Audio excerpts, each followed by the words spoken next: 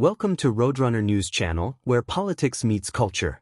In today's episode, President Donald Trump makes a bold statement at the United Nations, calling Russia a paper tiger and predicting Ukraine could reclaim its land.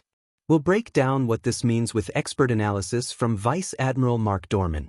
And later, we switch gears with award-winning comedian and actress Lauren Ash, who joins us to talk improv, comedy, and her brand new music album. Stay tuned, you won't want to miss this.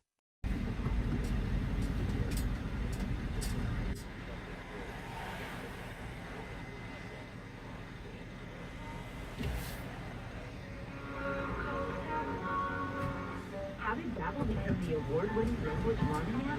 We thought of you. All of you. It's good. As a visual learner, this is about word flavor. Today I'm going to talk about the shopping cart. It's a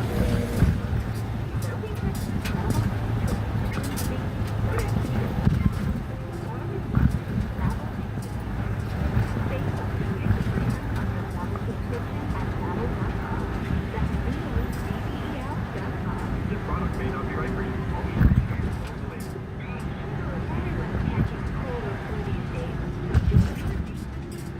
With the elderberry gummies from New Nordic, Scandinavia's #1 natural supplement brand, packed with naturally strength elderberry extract. They help keep you feeling your best.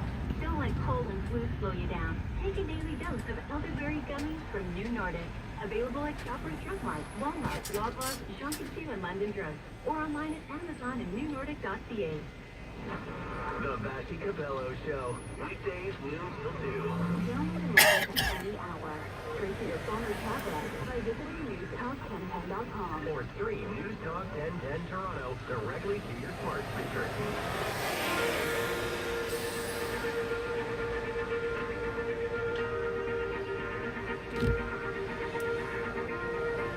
Welcome back to the Vashti Cabello Show on the iHeartRadio Talk Network.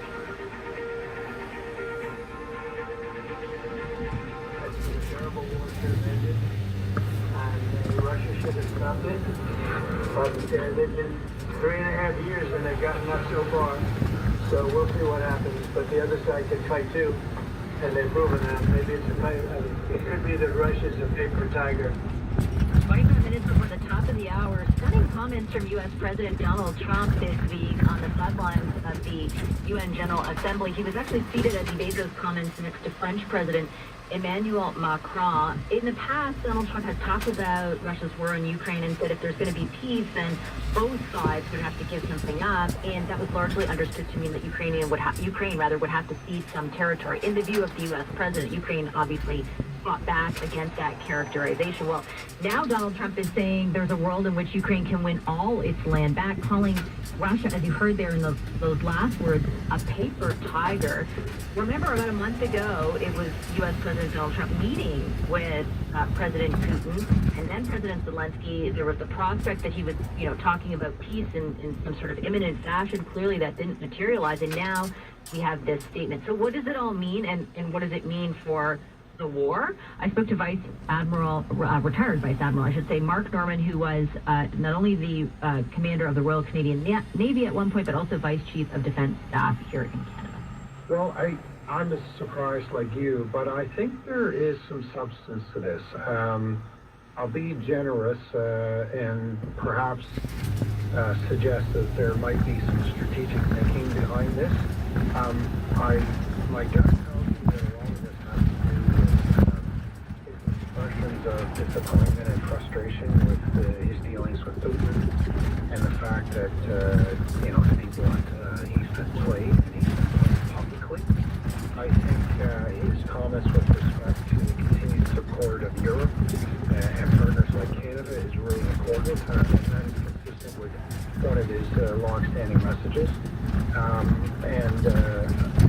It's hard to know how much license the West takes from his comments, but I think this is an important and positive development in this ongoing. Before, often it's difficult to go back and disassociate or disassociate the individual in Donald Trump and the unpredictability, to put it lightly, around him and the office of the President of the United States, which had anyone held that position, whatever the word out on a big issue like this one, would carry with it a lot of weight. Do you think it has the potential to impact at least the near-term trajectory of, discussions, let's say, between Ukraine and Europe or between Ukraine and other allies? Like, does that potential exist? Yeah, I think it does. I think, sadly, we're in a circumstance where we have to take everything with a much larger grain of salt than we would have in the past. But nonetheless, I think that this is, as I mentioned, this is a result of ongoing frustration and disappointment that he himself has not been able to deliver what he thought would be a relatively simple peace package. I think he is in essence putting Putin on notice, and he's putting some wind in the sails, not just of Ukraine itself and President Zelensky, but of those closest allies who may have been wondering how long they should support. I think that this is a bit of a lifeline. His comments, as I mentioned just before, the address to the UN from Ukrainian President Vladimir Zelensky, who I thought very interestingly kind of put international institutions on notice, that like you're going to have to do a lot more in order to counter Russia, because, and this is not an unfamiliar message, but he said it with great specificity, like Russia is going to do more than just what it is doing to Ukraine. And we do have some very, distinct signals of that with what happened in Poland just a few weeks ago. What are your thoughts on his message today, and who do you think that message was really aimed at?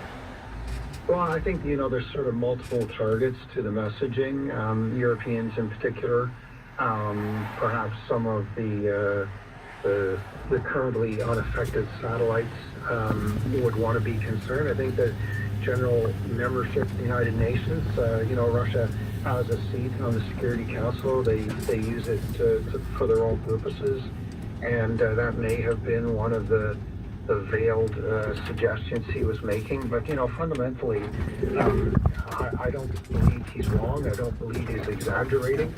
And he has been saying this for a while.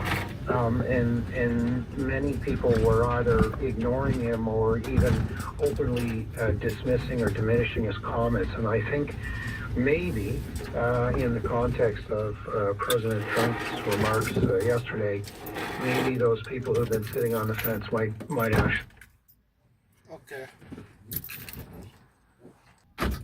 Which is a small island in the Caribbean, not the Republic. It's an island between Guadeloupe and Martinique. There wasn't a lot of entertainment back then. They didn't have big theaters. They didn't have a lot of traveling shows. And so they'd make their own, and my mother speaks so fondly of at night, her Aunt Judith in Grand Bay in the south of Dominica, who would, get the whole neighborhood out, get all the kids involved in performing a show. And that's how they'd entertain each other at night.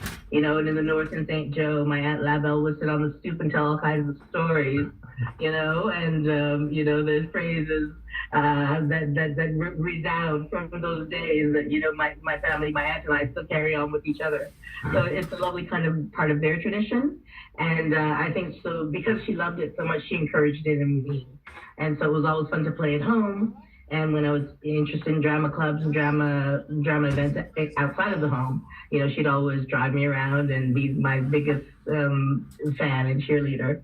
So you went to a drama lab at the University of Toronto when you were 12. I did. Did you know then that you were pointed towards something, or was it just a way of making friends and hanging out and having fun? It really was. I mean, as I say, the first generation child of immigrant parents, my only options for career were doctor, lawyer. It's done, right? Once you have two, a little bit of a brain, that's it. That's all you're doing. But I love the theater. So all of these things were the way she kept me out of trouble, kept me busy. Drama Lab was a summer, I think a month-long intensive that was offered, and she saw it and she knew I would enjoy it. It was kind of on her route to work, so she dropped me off in the morning. And I had a great time, with all these other kids learning theater classics and performing this big show at the end. It was quite the thing, and I think it did solidify a bit of a love in me. But you did go to study to become a lawyer. You went to the University of Western Ontario. So your mom, I guess, got her way.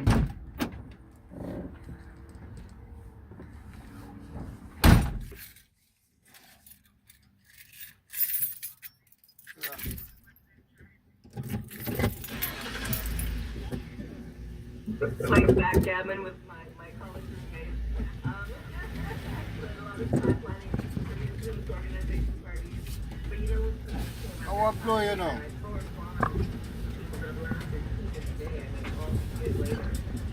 200,000 Canadian. 200,000 Canadian. Some place you don't need so much down there now.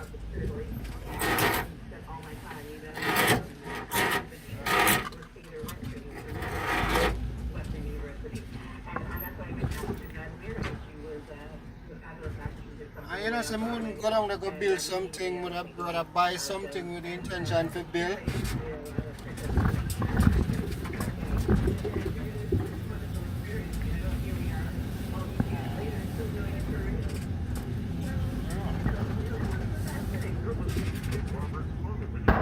Step of the way, and you get peace of mind knowing that you're back.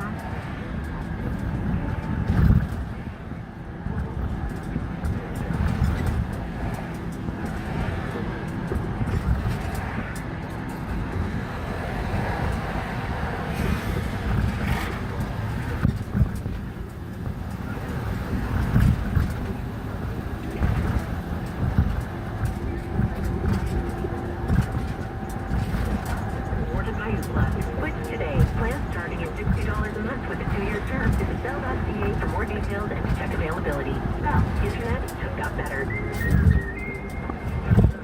Okay. First question.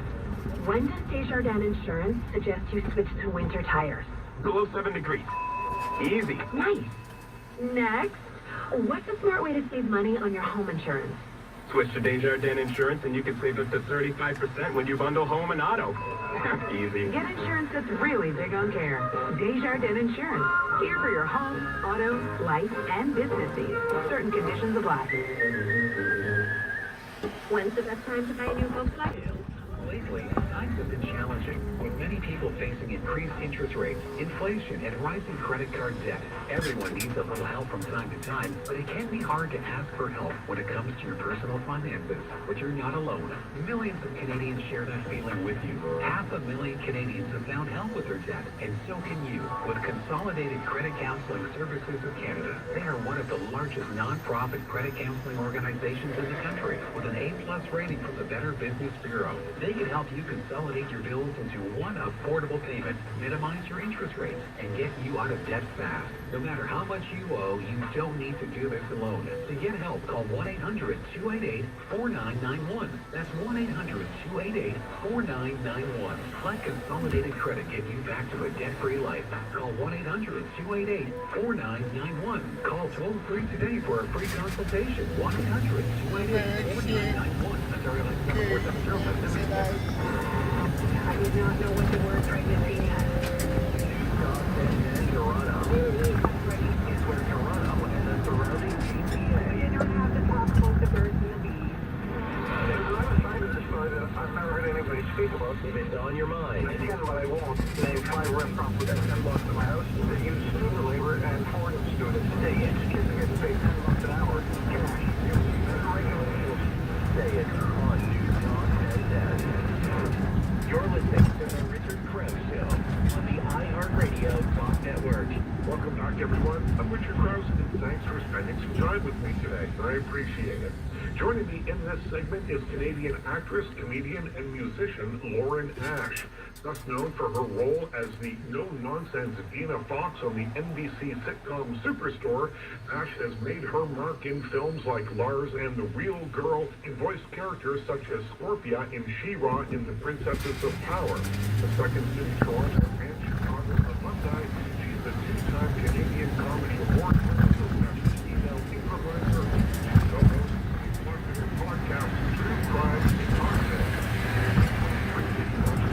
Career, and today we talk about when you get that sort of gut-punching, emotionally charged, talk about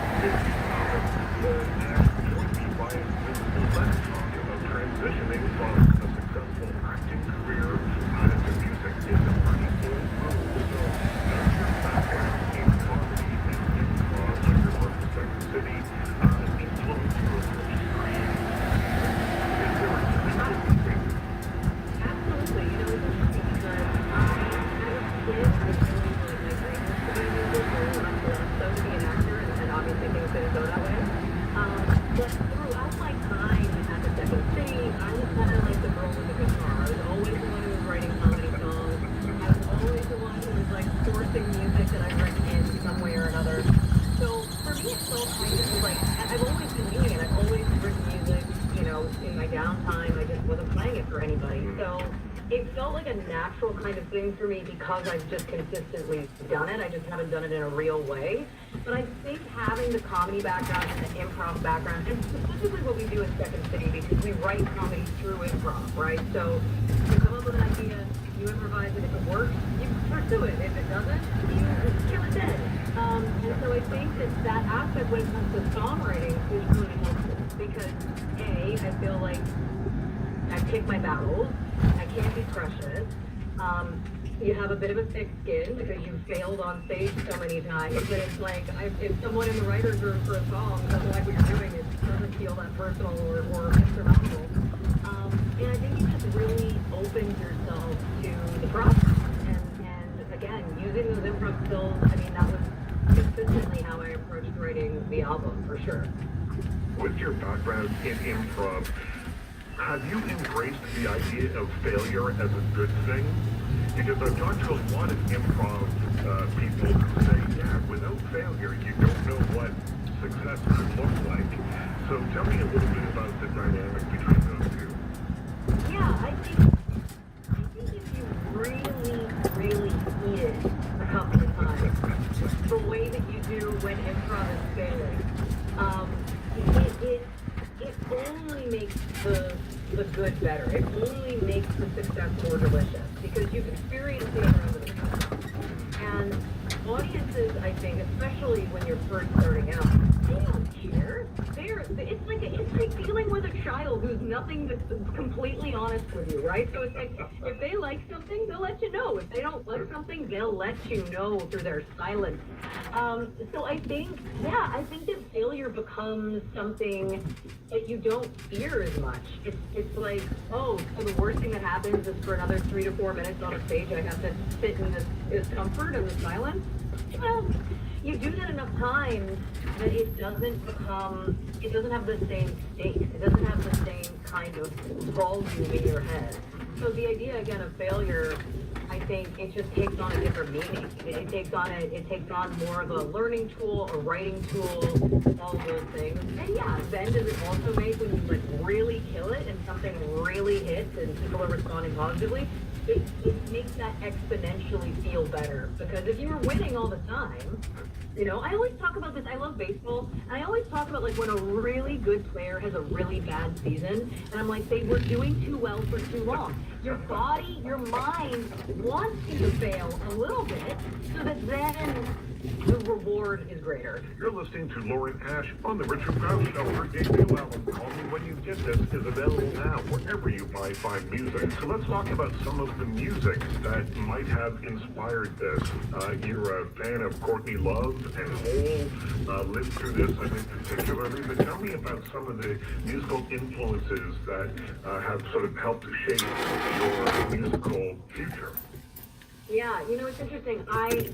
My favorite genre of music was like Thanks for watching Roadrunner News Channel. If you enjoyed today's mix of global insight and culture, be sure to hit like, drop your thoughts in the comments, and subscribe for more episodes. From world politics to the arts, we'll keep bringing you the conversations that matter. Until next time, stay informed and stay inspired.